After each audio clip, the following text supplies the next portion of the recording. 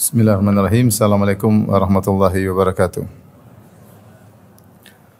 Alhamdulillahi ala ihsani wa syukru lahu ala taufiqihi wa amtinani. Asyhadu an la ilaha illallah wahdahu la syarika lahu ta'ziman li sya'ni. Wa asyhadu anna Muhammadan abduhu wa rasuluhu adda ila ridwani. Allahumma salli alaihi wa ala alihi wa ashabihi wa ikhwani. Hadirin dan hadirat yang dirahmati oleh Allah Subhanahu wa taala, kita lanjutkan bahasan kita dari kitab Al-Adabul Mufrad sampai pada bab ke-88, babun man khatama ala khadimihi makhafata su'iz dhann. Bab tentang seorang majikan yang mengikat barang kemudian diberikan kepada pembantunya, ya, karena khawatir berburuk sangka kepada pembantu. Maksud bab ini yaitu di antara adab yang diajarkan oleh para salaf, bahwasanya seorang majikan kalau ingin menyuruh pembantunya mengantar sesuatu, misalnya dalam kantong atau plastik, maka hendaknya diikat supaya sang pembantu tidak tertarik untuk tergoda untuk membukanya. Ya, ikatannya dikokohkan sehingga ketika barang itu sampai kepada tujuannya tidak mengalami perubahan. Adapun kalau dia kasih barang kepada pembantunya dalam kondisi terbuka, khawatir syaitan akan datang mengajari sang pembantu untuk mengambil sesuatu dari kantong tersebut. Maka jika barang dikirim dalam kondisi terikat, dalam kondisi sudah diikat dengan kokoh, dikirimkan, maka ada dua manfaat yang didapatkan. Yang pertama, tidak mengajari pembantu tersebut untuk nakal, ya, ngambil atau ngurangi barang. Dan yang kedua, bermanfaat bagi sang majikan untuk tidak suudzon. Tidak suudzon. Karena barang tersebut sampai bagaimana kondisinya. Tapi seandainya barang tersebut diberikan dalam kondisi kantongnya terbuka, maka bisa jadi syaitan yang datang kepada majikannya. Nanti di jalan tahu-tahu diambil di tengah jalan, dikurangi di tengah jalan. Akhirnya ketika sampai di orangnya tanya ada berapa butir, ternyata kurang satu. Akhirnya dia suudzon sama pembantunya. Padahal dia sendiri mungkin salah hitung awalnya. Maka di antara adab agar menyelamatkan hati sang majikan dan juga untuk menyelamatkan sang pembantu agar tidak berakhlak buruk, maka hendaknya diikat dengan rapi, dengan kokoh, baru kemudian dikirim. Baik,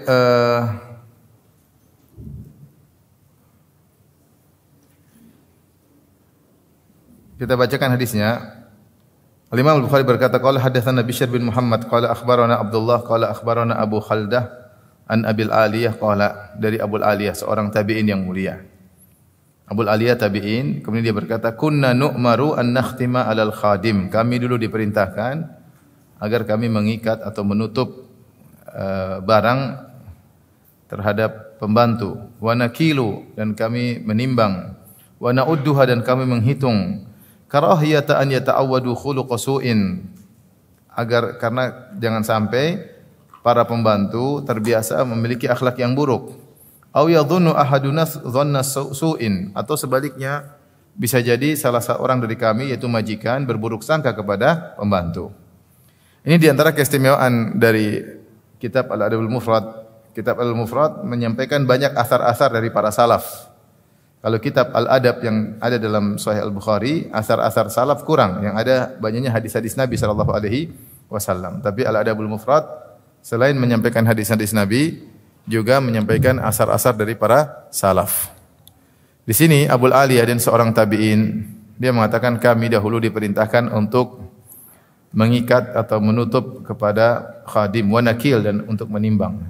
Jadi agar jelas, detail ketika ingin menyuruh pembantu membeli sesuatu atau mengirim sesuatu, maka detail. agar kita tidak mengajari mereka untuk nakal. Karena kalau pembantu tahu, wah majikan saya ini detail, dia enggak kepikiran untuk apa? Untuk nakal. Tapi kalau dia tahu, wah majikan saya orang cuek, kasih uang enggak pernah dihitung, ini enggak pernah dihitung, maka setan akan datang buat dia, ambil aja. Namanya orang ada kebutuhan, orang ada keperluan. Akhirnya dia pun berakhlak buruk karena sikap majikan yang tidak detail. Karena sikap majikan yang tidak detail. Ini adalah adab yang penting. Saya pernah mendengar cerita seorang yang dia hancur usahanya karena dia terlalu percaya kepada tangan kanannya. Dia percaya sama seorang dan dia tidak pernah mengecek, dia tidak pernah melihat, ya. Selalu dipercaya. Akhirnya tangan kanannya tadi yang mungkin orangnya baik, lama-lama digoda oleh syaitan. Karena melihat majikannya tidak pernah ngecek, majikannya santai aja, terlalu percaya sama dia, akhirnya dia berkhianat di tengah jalan. Maka dalam kondisi demikian, kita tidak bisa menyalahkan orang tangan kanan tersebut. Jangan bilang dia kamu sejak awal memang bajingan. Enggak, dia mungkin bukan bajingan sejak awal. Dia mungkin baik. Tetapi majikannya yang buat dia celah untuk melakukan apa? Keburukan. Coba seandainya sesekali dia coba cek laporan mana. Nah, dia tahu sekali-sekali majikan cek sehingga tetap terjaga amanahnya. Tetapi ketika dia tahu majikannya tidak pernah cek sama sekali, tidak pernah minta laporan keuangan sama sekali, disitulah setan kemudian menggodanya untuk mengambil uang dari majikannya karena majikan tidak bakalan pernah cek. Akhirnya dia berkhianat, akhirnya dia bisa korupsi uang kantor atau perusahaan, atau terkadang dia jual barang keluar tanpa diketahui oleh owner perusahaan, dan itu kesalahan dari owner sendiri.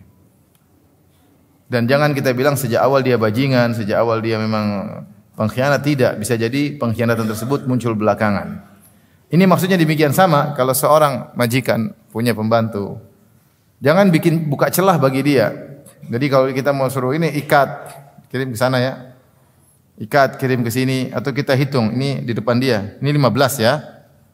15 ya, bilang hitungannya ini 15 ya. Ini 15 kirim ke sini, 20 telur misalnya kirim ke situ.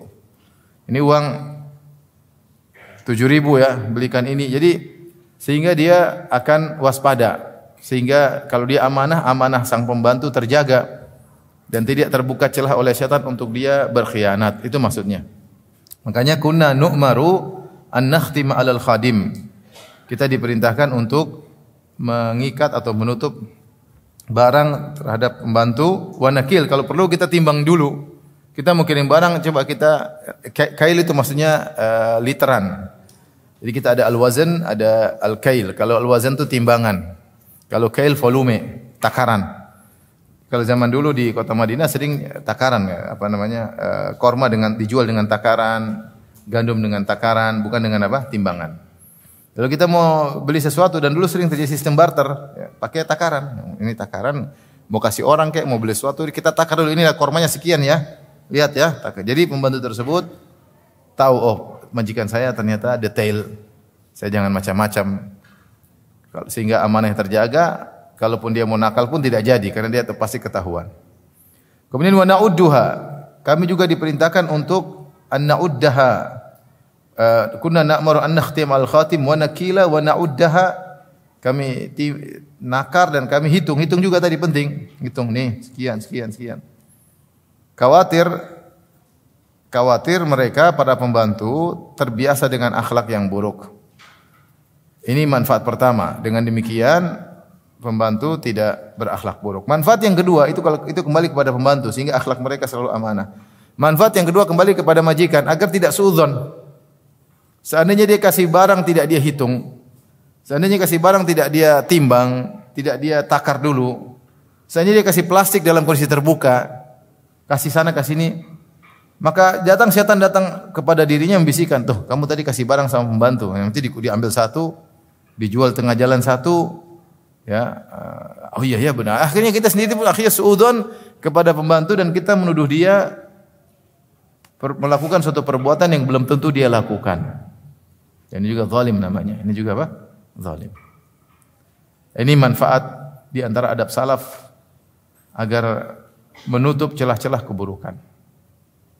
Ini penting kita ikuti adab salaf seperti ini agar kita nyaman juga dalam berinteraksi dengan pembantu.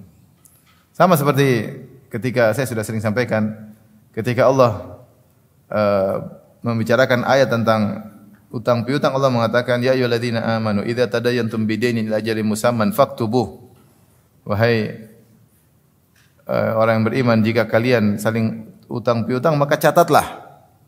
Dengan mencatat itu apalagi ada saksinya, menutup celah orang yang minjem utang untuk macam-macam. Ada catatannya, ada perangkonya, ada materainya, bukan perangko ya.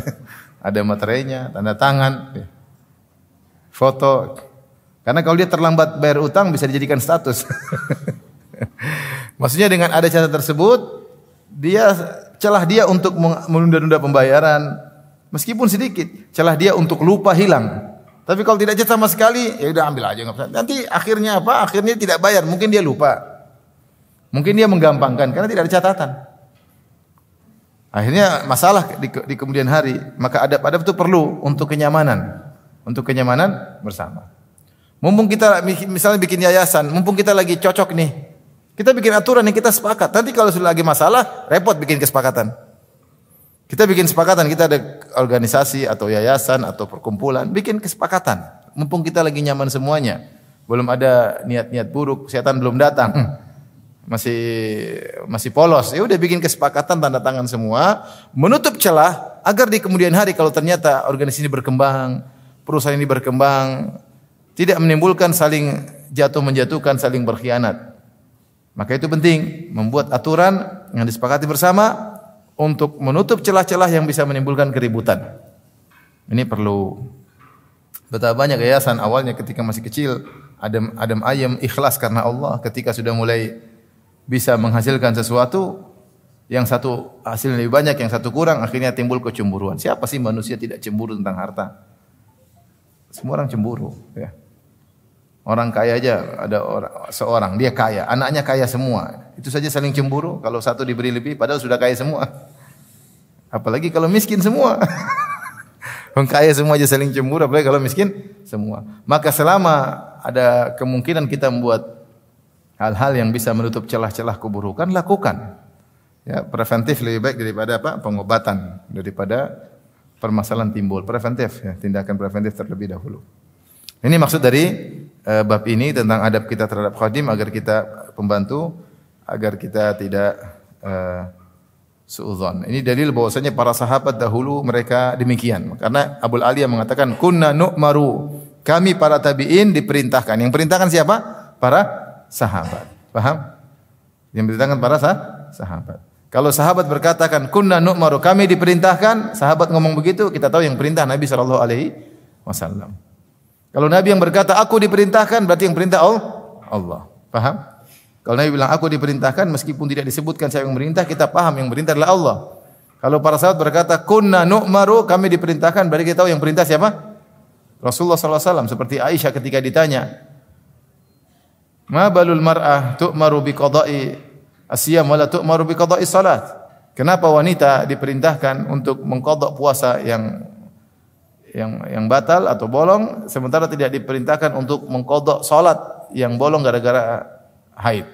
Maka Aisyah menjawab, kunna nu'maru, kami dulu diperintahkan an naqdiya shaum wa la naqdiya salat. Kami diperintahkan untuk mengqadha puasa dan tidak mengqadha apa? Salat. Ketika Aisyah berkata kami diperintahkan, yang perintahkan berarti siapa? Nabi sallallahu alaihi wasallam. Nah, kalau tabi'in yang berkata kunna nu'maru, kami diperintahkan, berarti yang perintahkan siapa? Para sahabat. Ini dalil bahwasanya adab ini diterapkan oleh para sahabat. Adab ini diterapkan oleh para sahabat kemudian diturunkan kepada para tabi'in. Bagaimana mereka perhatian terhadap para pembantu untuk menjaga akhlak pembantu dan agar menjaga akhlak mereka tidak membuka pintu suudzon kepada pembantu. Tidak membuka pintu suudzon kepada pembantu. Itu pun terkadang masih masih salah ya. Ada dulu bibi pernah kerja di rumah. Kemudian istri bilang, "Ini Bi, tadi nenek kemarin ada minta bantuan untuk cucunya. Ini Bi, kamu antar buat cucu nenek itu ya." Ya Ummu, kasih. Pagi-pagi disuruh. Pergilah bibi itu bawa titipan tadi. Di tengah jalan ketika mau keluar pagar rumah, satpam tanya, "Ibu mau kemana, Bi?" "Ini mau ngantar ini ke cucunya nenek itu." "Saya juga punya cucu, butuh, Bi. Buat saya aja." "Oh ya, buat Bapak aja." Ini pagi hari, ini kisah nyata. Terus kasih sore-sore nenek telepon, kau sudah dari tadi pagi." "Bi, kamu tadi pagi?" "Oh ya lupa tadi saya karena dia butuh saya kasih dia." Subhanallah. Kita nggak mungkin karena dia nggak paham. Sebagian bibi nggak paham. Yang bibi ada yang pintar, ada yang nggak yang kurang ya. Mau bagaimana lagi? Sudah diinget-ingetin juga lupa. Baik.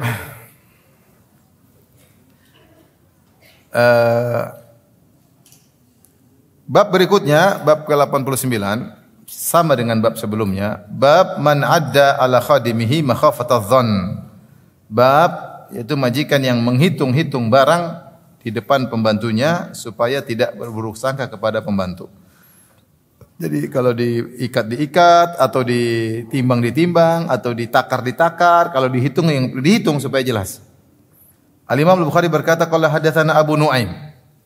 Berkata Abu Nuaim, qala hadatsana Israil an Abi Ishaq an Harithah bin Mudharrib an Salman qala inni la a'uddul uraqa ala khadimi makhafatadh dhann.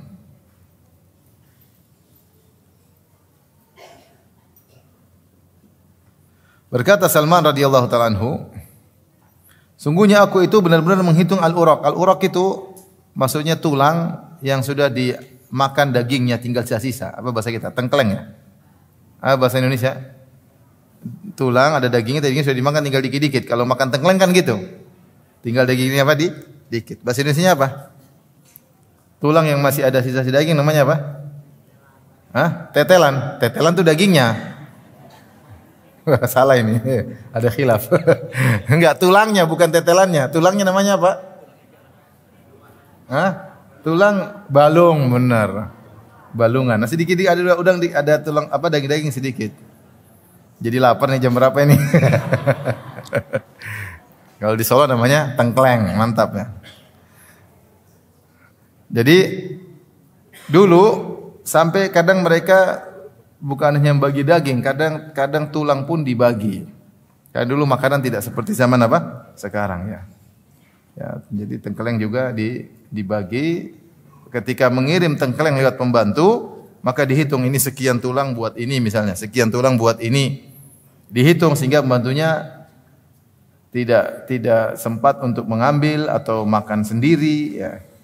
Sengaja dilakukan demikian agar tidak suudzon kepada pembantunya. Ini maksudnya. Innila uddu al-uraqa ala khadimi makhafatadh dhann. Aku menghitung-hitung balung-balung tersebut kepada pembantuku supaya tidak suudzon ya kepada sang pembantu ya.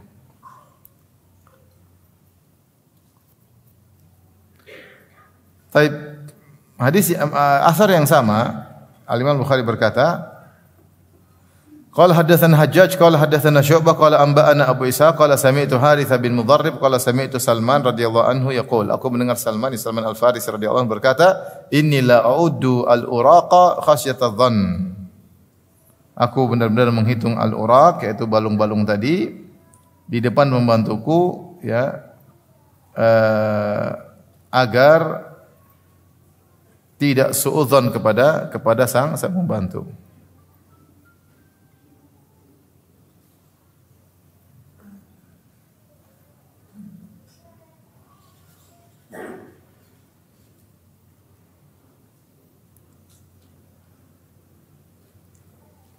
Dalam riwayat lain disebutkan setelah menghitungkan tulang di hadapan pembantu, kemudian Salman mendudukkan sang pembantu untuk makan bersama dia. Maka orang-orang berkata, "Antal ana ta'uddu 'alaihi al-uraqa 'addan thumma tujlisuhu wa ya'kulu ma'aka wa yusyarikuka." Engkau tadi hitung-hitung tulang, seakan-akan kau tidak percaya sama dia, ya. Kan kalau hitung-hitung seakan-akan tidak percaya sama pembantu. Padahal bukan masalah tidak percaya, supaya tidak suudzon. Sekarang kau suruh dia duduk sampingmu kemudian makan bareng engkau. Mereka seakan-akan Heran ya. Maka Salman berkata, "Hadza anqali sadr." Ini lebih membersihkan dada. Ya. Ini maknanya sama dengan hadza anqali sadr, maksudnya agar tidak suudzon, ya. Agar tidak suudzon. Jadi Salman tetap berbuat baik kepada sang pembantu dan tetap menjaga agar membantu amanah dan agar dia tidak suudzon kepada pembantunya. Maka dia detail ketika menyuruh pembantunya misalnya mengirim tulang, bahkan dia hitung sekian-sekian buat si fulan, sekian-sekian buat si fulan, kemudian dia ajak pembantunya makan. Ya, maka mereka seakan-akan sikap dia menghitung-hitung tulang, seakan-akan dia tidak percaya sama pembantunya, tapi kok tidak percaya pembantunya kok diajak makan bareng, maka dia jelaskan ini bukan masalah tidak percaya, supaya tidak suudzon kepada dia dan supaya dada ini, hati ini lebih bersih.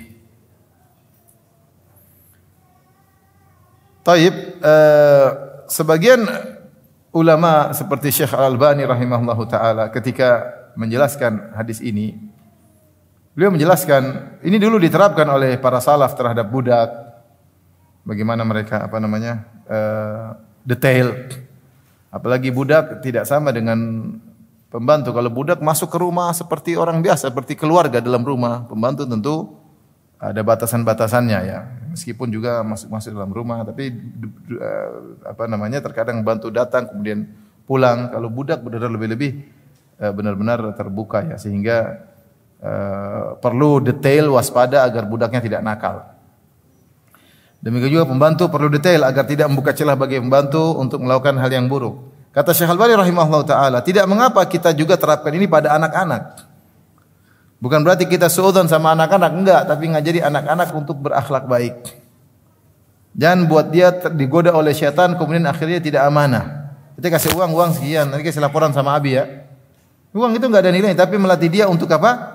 Untuk amanah, sehingga dia kasih laporan. Dia tahu nanti abi saya bakalan nanya laporan berapa, uang kemana. Tapi kalau kita bilang ambil kasih, tidak pernah nanya, nah ini mungkin dia tadinya baik, amanah, lama-lama dia mulai digoda oleh syaitan, lama dia beli ini, beli anu, tanpa kita ketahui, atau uang habis. Terus kita marah-marah sama dia.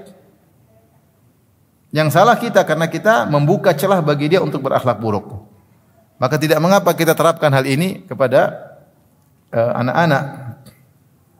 Demikian juga tidak mengapa kita terapkan sama istri, ya ibu-ibu ya. Bukan berarti istrinya tidak amanah, tapi jangan buka celah dia untuk beli barang-barang branded. Celah ditutup sekencang-kencangnya. Kalau kita kasih uang, enggak pernah nanya, akhirnya dia bebas. Dia tidak ada laporan. Kalau dia kasih laporan, beli ini, jangan bilang, enggak usah. Enggak juga, biar aja kasih laporan aja, iya. Yang kemarin belum loh, hari ini aja laporannya, kemarin belum. Jadi enggak apa-apa, bukan kita enggak percaya sama dia, tapi untuk menjaga dia supaya amanah. Sehingga dia tahu suami dia suatu saat akan kadang-kadang nanya. Sebenarnya di antara yang saya ingat, ini mungkin faedah saya alami sendiri ketika saya dibimbing oleh Syekh Abdul Razak hafizahullah taala. Membuat tesis S2 ya. Kan kalau kita tulis tesis, kita kadang-kadang bukan melihat langsung dari bukunya, tapi kadang kita nukil dari orang tanpa kita menyebut nukilan tersebut. Misalnya ada kita baca buku itu menukil dari banyak literatur, 5 literatur misalnya. Kemudian kita nukil dari buku ini, terus kita cantum juga literatur yang sama. Padahal kita tidak pernah kembali langsung kepada literatur tersebut, tapi harusnya kita cantumkan buku yang kita baca.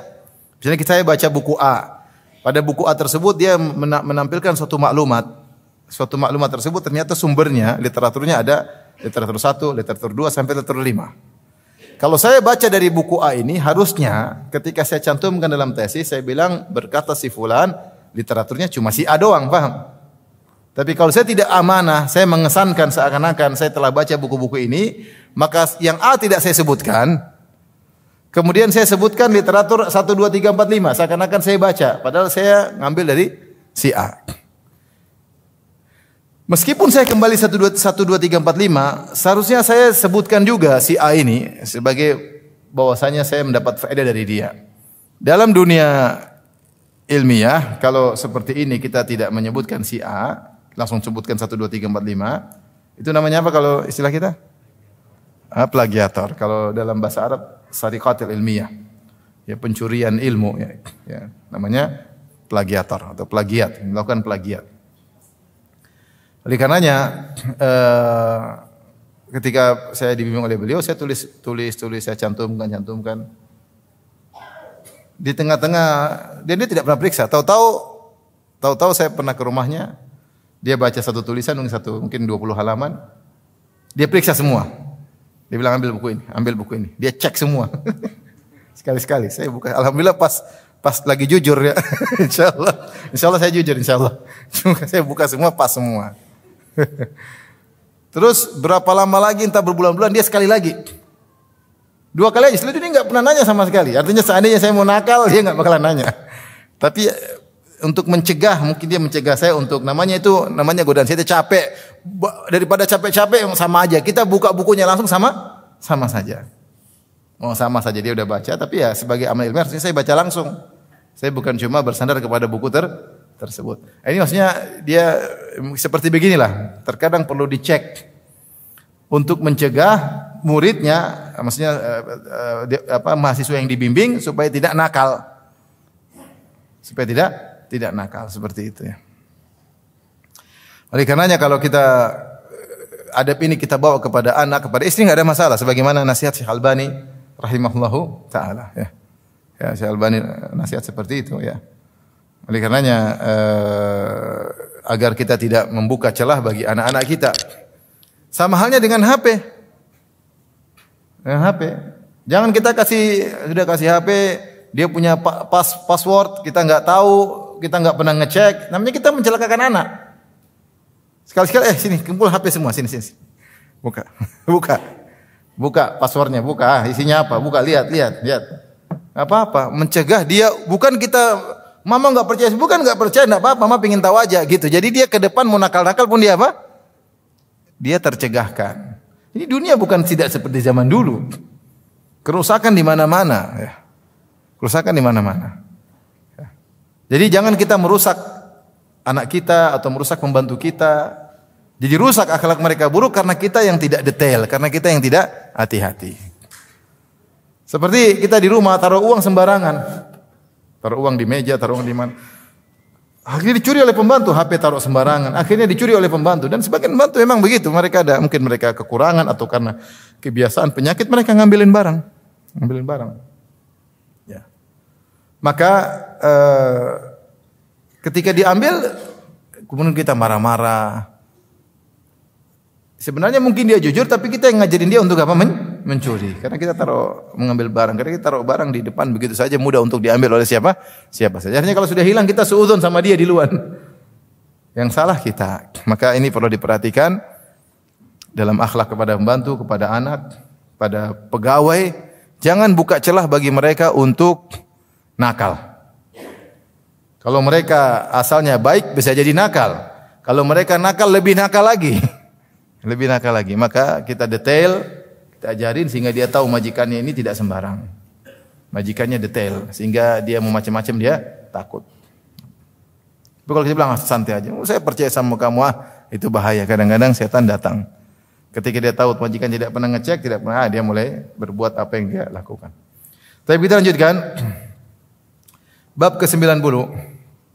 Bab adabil khadim, bab memberi hukuman kepada khadim, memberi ta'dib, memberi hukuman kepada pembantu yang melakukan kesalahan. Kita tahu bahwasanya hukum asalnya pembantu boleh, kalau zaman dahulu budak boleh dipukul, boleh. Tetapi itu hukuman terakhir, kalau memang sangat parah dan tidak ada cara menghukum yang lainnya, maka boleh dipukul budak. Sebagaimana anak pun boleh kita pukul, tentu pukulan adab, bukan pukulan dendam, pukulan mematahkan tulang, merubah wajah misalnya, ya, dihantam ya enggak. Tapi pukulan mendidik agar dia tidak seperti itu. Sebagaimana istri juga boleh dipukul, boleh atau tidak ibu-ibu? Boleh, tuh ibu udah ngaku tuh. Bapak-bapak dengar ya, boleh dipukul ibu-ibu. Kalau memang sudah parah, setelah melalui tahapan-tahapan, dinasihati tidak mau dengar, diboikot tidak berpengaruh, baru boleh dipukul. Kata Allah Subhanahu wa taala, "Wallati takhafuna nusyuzahunna fa'idhuhunna wahjuruhunna fil madhaji' wadribuhun." Dan para wanita yang kalian khawatirkan pembangkangannya, mulai membangkang, mulai mengangkat suara, mulai sombong di hadapan suaminya, mulai merendahkan suaminya, tidak menghargai suaminya, maka nasihati. Nasihati, bertakwa kepada Allah, ini maksiat, ini sebab masuk neraka. Hidup cuma sebentar, sabar dalam kehidupan. Tidak mau dengar, kata Allah Subhanahu wa taala, ya, wahjuruhunna fil madhaji', diboikot. Jangan tidur bareng sama dia. Kalaupun tidur bareng, kepalanya di utara, kita kepalanya di selatan. Biarkan dia menghadap bokong kita, ya. Kalau dia menghadap ke timur, kita menghadap ke barat, dan seperti itu. Diboikot sehingga dia merasa sedih ketika diboikot oleh suami. Tidak diajak bicara selama 3 hari, dicuekin aja. Dia WA enggak dibalas-balas selama 3 hari. Insya Allah berubah. Tapi biasanya tidak berubah. Biasanya semakin parah. Akhirnya kita yang tersiksa. Kita yang tersiksa. Kita yang rindu, dia malah menjauh.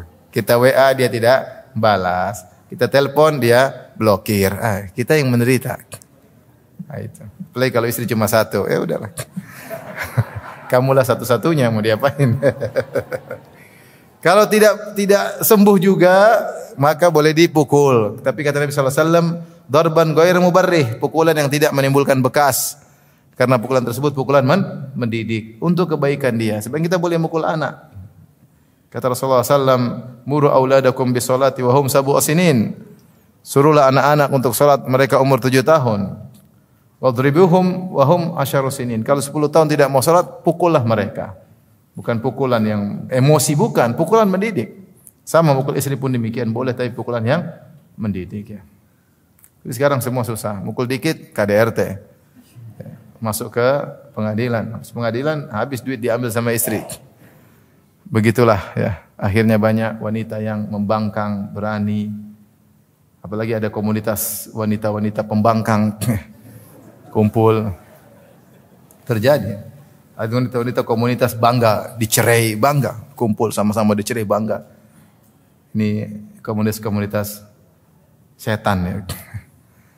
Harusnya bertakwa kepada Allah Subhanahu wa taala, ya. Lelaki bertakwa, perempuan juga bertakwa. Tidak sembarang mukul, tidak sembarang. Intinya masing-masing menjalankan haknya. Ketika ada yang tidak menjalankan haknya, pasti rumah tangga tersebut kacau, pasti kacau.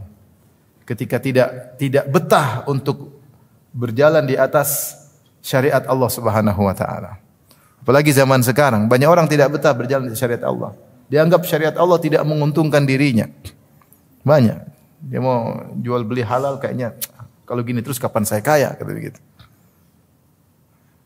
Dia mau begini, kalau haram-haram terus kapan saya mau senang, haram semua.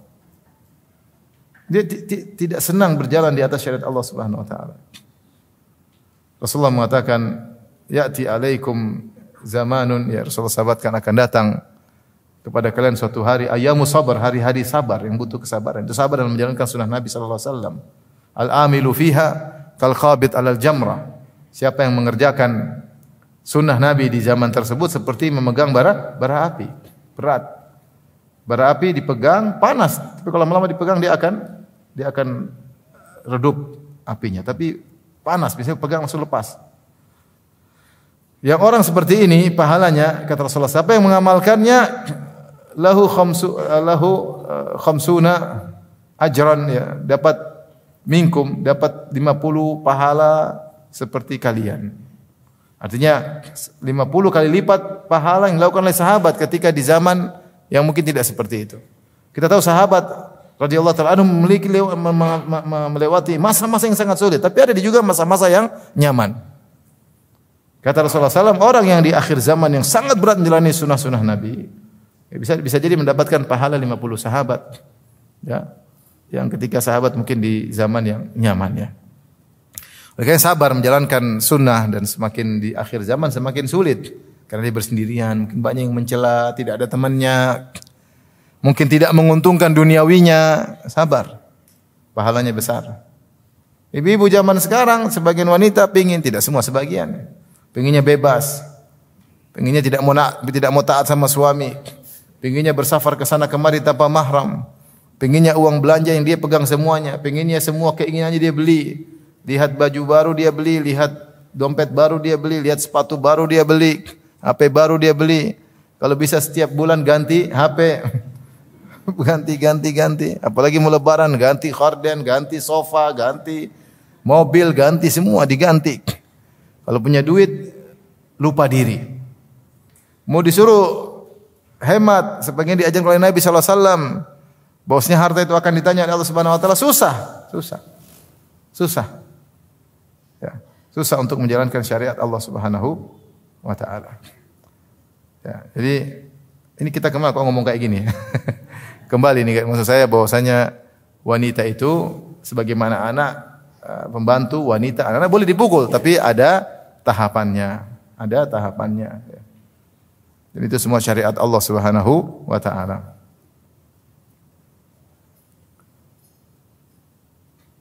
Sekarang di sebagian sekolah enggak boleh dipukul. Pukul udah lapor polisi.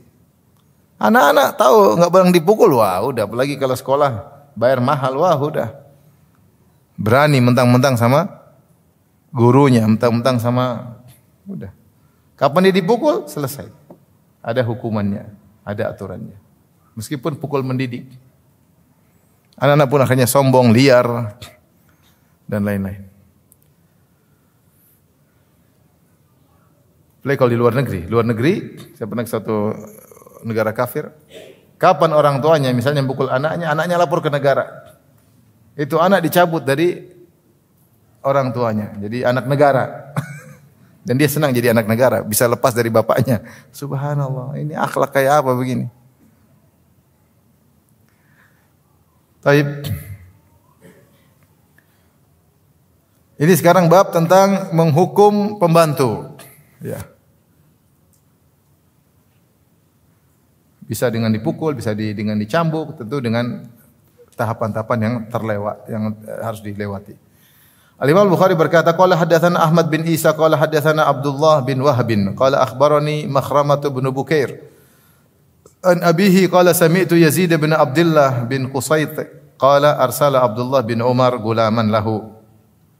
Suatu hari Ibnu Umar mengirim budaknya bidhahabin aw biwariqin, mengirim budaknya untuk membawa emas atau perak. Fasarafahu, dengan disuruh untuk menukar, yaitu jual beli sarf, money changer, money changernya emas dengan emas, emas dengan perak, money changer. Kalau ternyata budaknya ini fa'anzara bisarf, ternyata budaknya ini tidak langsung dia kasih emas sama orangnya, dia bilang emasmu nanti besok enggak apa-apa, enggak harus sekarang. Padahal dalam syariat kalau money changer atau pertukaran emas, perak, uang harus kontan, tidak boleh ditunda. Idza kana yadan biyadin, harus kontan. Kalau ditunda namanya riba. Kalau ditunda namanya apa? Riba. Kasih sekarang ngambilnya besok atau lusa minggu depan namanya riba, enggak boleh. Harus saat itu juga. Ternyata budaknya ini salah ketika disuruh untuk menukar emas dengan emas yang lain atau perak dengan perak yang lain, maka ternyata dia menunda. Faraja ilaihi, maka dia balik kepada Ibnu Umar. Ibnu Umar marah karena ini riba. Riba dosa besar. Fajaladahu jaldan waji'an, maka dia pun mencambuk budaknya dengan cambukan yang keras, yang sakit, menyakitkan. Wa qala, kemudian dia bilang, "Idhhab fa khudhil ladzi li wa la tasrifu." Balik lagi ke orang tersebut. Ambil yang saya punya tadi dan jangan kau saraf lagi. Apa bahasa Indonesia saraf? Jangan tukarkan ya, jangan money changer lagi. Sudah ambil aja. Batalin. Ini tentang dalil bahwasanya hukum asal seorang tidak boleh memukul budak ya. Meskipun budak adalah suatu yang dimiliki, bahkan zaman dulu bisa diperjualbelikan, tapi enggak boleh dipukul kecuali dia melakukan kesalahan yang besar, agar tidak mengulangi lagi kesalahannya tersebut. Sebagaimana yang dilakukan oleh budak ini. Kata Rasulullah SAW melarang tukar barang dengan jenis yang sama dengan waktu yang ditunda. Kata Rasulullah SAW suatu hadis, "Adz-dzahabu bidz-dzahabi wal fiddatu bil fiddati", perak dengan emas, perak dengan perak boleh ditukar. Wal burru bil burri, gandum dengan gandum, syair bi syair, gandum putih dengan gandum putih. Wat tamr bit tamr, Korma ditukar dengan korma, wal milah bil milah, garam ditukar dengan garam. Masalan bimathalin sawaan bisawain. Boleh kalau kadarnya sama. Tidak boleh 1 gram emas ditukar dengan 2 gram emas. Meskipun 2 gram emas mungkin gram yang lama, tidak boleh. Kalau sama-sama emas harus timbangannya sama. Kalau gandum dengan gandum, ini gandum buruk itu gandum baik, tidak boleh. Tetap harus takarannya sama. Harus sawaan bisawain, yadan biyadin, harus kontan. Fa idza ikhtalafat hadhil asnaf fabi'u kaifa syi'tum idza kana yadan biyadin. Adapun kalau ternyata berbeda jenisnya, maka boleh kalian emas dengan perak beda timbangan, enggak ada masalah, tapi harus kontan. Artinya kalau tidak kontan, tidak taqabud, maka itu adalah riba. Jadi intinya budaknya ini terjerumus dalam perbuatan riba. Dan riba adalah dosa besar, termasuk dosa besar yang membinasakan adalah riba. Maka Ibnu Umar marah, maka dia pun cambuk budaknya. Cambuk yang membuat budak tersebut cambuk yang menyakitkan. Maka Ibnu Umar kemudian menyuruh dia untuk membatalkan transaksi sorof tersebut, pertukaran tersebut, ya, karena riba. Taib, ini hadis tentang boleh memukul budak, praktek Ibnu Umar. Kemudian Al-Imam Al-Bukhari membawakan hadis yang sebaliknya, di mana sahabat memukul budaknya lantas ditegur oleh Nabi sallallahu alaihi wasallam. Kata Imam Al-Bukhari, qala hadatsana Muhammad bin Salam, qala akhbarana Abu Muawiyah anil A'mash an Ibrahim At-Taimi an abihi an Abi Mas'ud qala kuntu adribu gulaman li. Kata Abu Mas'ud, aku pernah memukul budakku. Fasami'tu min khalfi sautan, tiba-tiba aku mendengar dari belakangku ada suara yang berkata, "I'lam Aba Mas'ud, ketahuilah wahai Abu Mas'ud.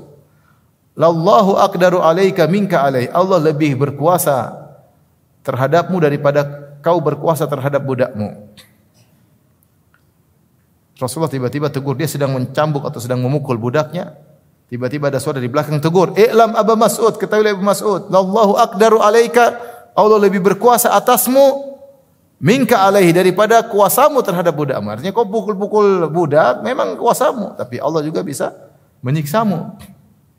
Faltafattu, aku pun balik belakang ke arah suara tersebut yang menegurku. Fa idza huwa Rasulullah sallallahu alaihi wasallam. Tiba-tiba suara tersebut dari Rasulullah sallallahu alaihi wasallam. Qultu ya Rasulullah, aku tahu aku ditegur.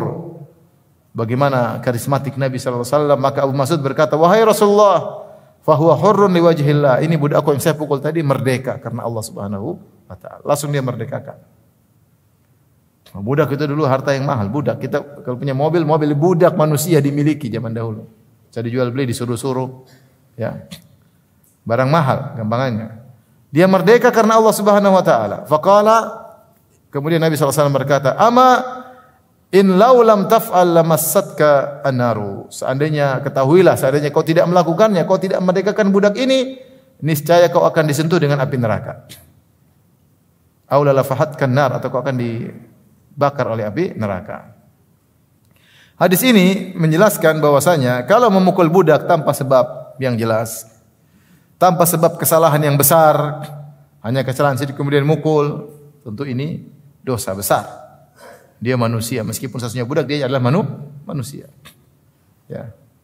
Meskipun boleh, seperti saya katakan, mukul anak, mukul budak, mukul istri boleh, tapi ada syarat-syaratnya. Ya, ada syarat-syaratnya, tidak sembarang. Bisa jadi Abu Mas'ud Abu Mas'ud radhiyallahu anhu Al-Ansari, bisa jadi mungkin kesalahan budaknya tidak seberapa, atau mungkin dia mukul terlalu keras, berlebihan. Mungkin budaknya salah tapi dia mukul berlebihan, dan dilihat oleh Nabi sallallahu alaihi wasallam. Maka Nabi sallallahu alaihi wasallam langsung menegurnya seketika itu pula. Sementara dia sedang memukul apa? Budaknya. Rasulullah tidak tunggu dia selesai mukul. Sedang mukul ditegur langsung. Dengan kata, "I'lam Aba Mas'ud, ketahuilah Ibnu Mas'ud." Subhanallah, ketahuilah, ini teguran, ya, yang sangat menusuk Abu Mas'ud. "Lallahu aqdaru alaika minka alaihi." Sungguhnya Allah lebih berkuasa atasmu daripada engkau berkuasa atas budakmu.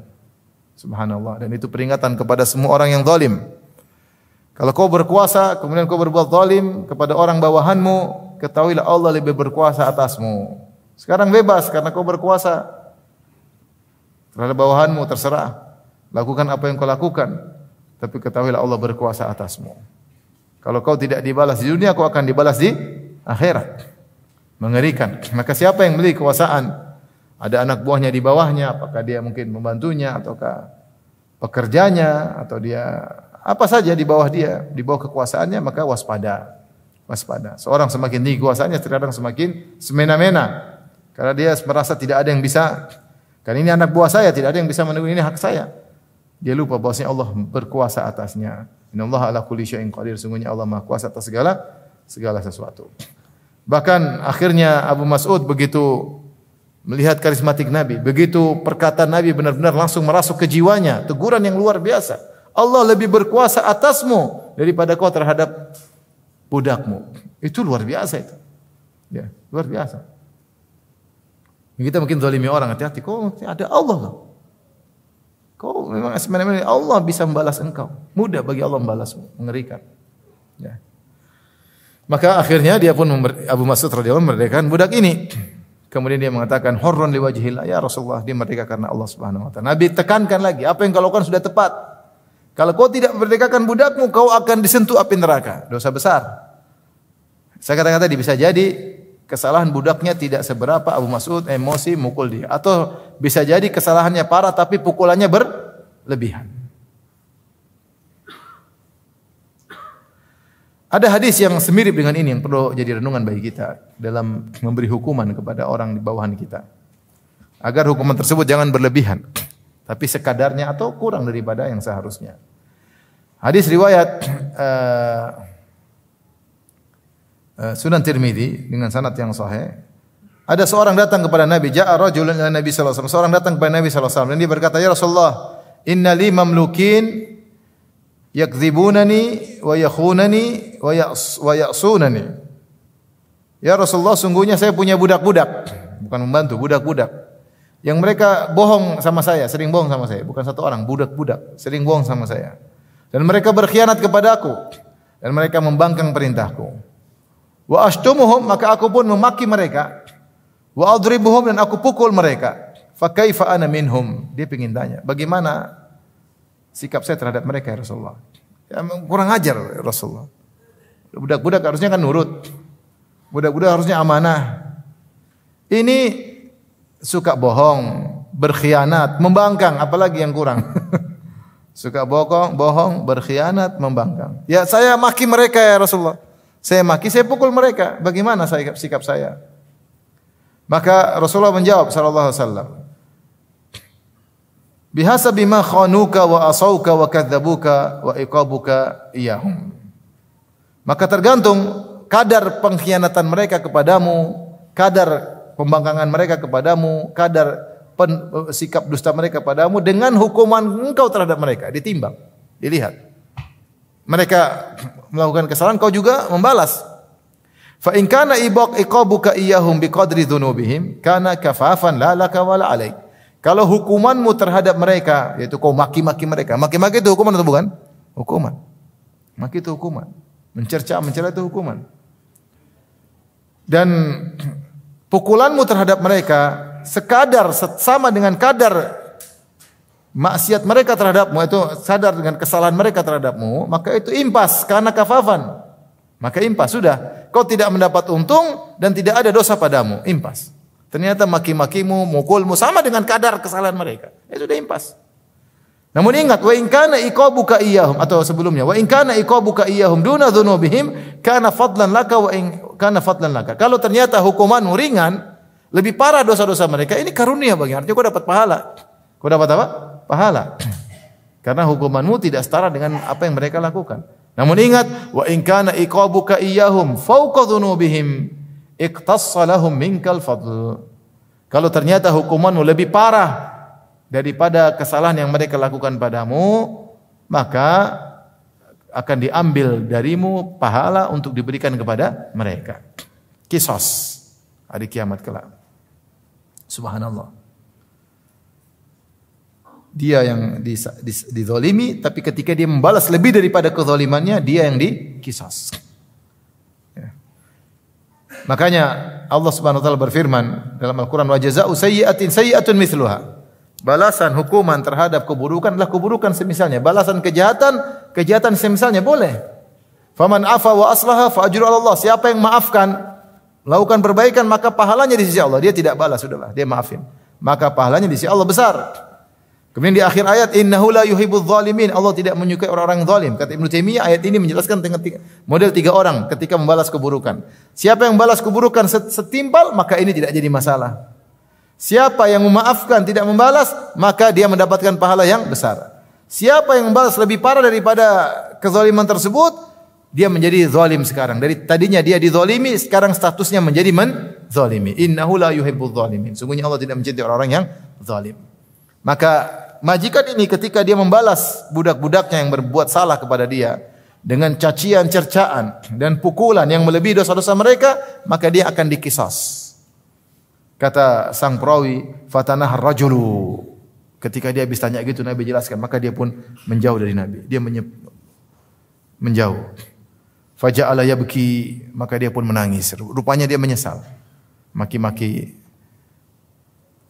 budak-budaknya, mukuli mereka. Ya. Wa yahtif, faqala Rasulullah sallallahu alaihi wasallam, Rasulullah berkata, "Ama taqra kitab Allah?" Tidakkah kau baca firman Allah, wahai si fulan ini? Wa nadha'ul mawazin al-qista li yaumil qiyamati fala tudhlamu nafsun syai'a. Pada hari kiamat kelak, kata Allah, kami letakkan timbangan-timbangan yang adil. Timbangan Allah pada hari kiamat kelak adalah sangat adil dan sangat detail. Li yaumil qiyamah fala tudhlamu nafsun syai'a. Tidak satu jiwa pun yang dizalimi. Kalau benar hukumanmu lebih parah daripada dia, kau yang akan dikisos. Faqala rajul, wallahi ya Rasulullah, ma ajri li haula'i syai'an khairan min mufaraqatihim. Ushhidukum annahum ahrarun kulluhum. Kata laki-laki tersebut setelah mendengar ujangan Nabi, dia mengatakan, ya Rasulullah, aku tidak mendapati solusi antara aku dengan mereka. Ya, aku tidak mendapati kebaikan ya antara aku dengan mereka selain berpisah dari mereka. Aku saksikan kepada engkau, sungguhnya mereka merdeka. Seluruhnya saya merdekakan. Supaya tidak ada masalah di hari kiamat. Ini takwa. Orang yang bertakwa itu mikir hari kiamat ada masalah enggak? Kalau enggak, bisa selesaikan sekarang, selesaikan. Masalah di sidang hari kiamat tidak mudah. Kalau sidang di dunia kita masih bisa kanan kiri, bisa bawa pengacara, bisa kita sogok hakimnya. Ya. Tapi kalau di akhirat yang sidang Allah Subhanahu wa taala. Demikian wabillahi taufiq hidayah. Assalamualaikum warahmatullahi wabarakatuh. Subhanallah.